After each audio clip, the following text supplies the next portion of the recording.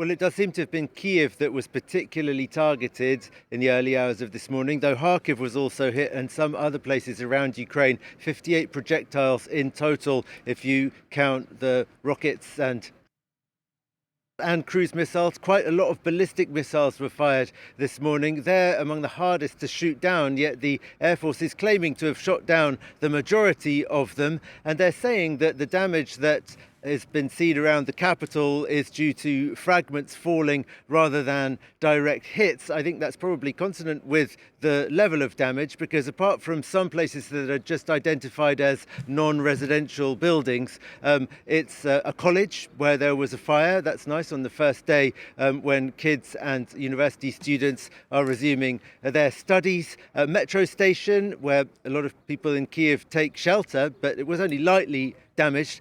Quite significant damage has been suffered by a mosque and Islamic cultural centre, and that's quite interesting. And if you remember that the largest Muslim community in Ukraine are the Crimean Tatars, who are absolutely opposed to Russia's occupation of Crimea, the ones who long to go back there and for Ukraine to take back over. Refat Chubarov, who is the head of the Mejlis, the main political organization of the Crimean Tatars, said this morning that these attacks were proof, yet once again, that Russia is the incarnation of evil.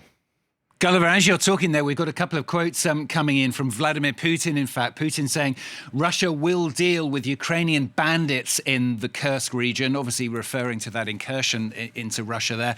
Also saying, Vladimir Putin, saying that Russia is advancing in the Donetsk region at a speed not seen in a long time. And there's no doubt, is there, that Russia is having some successes at the moment in Ukraine?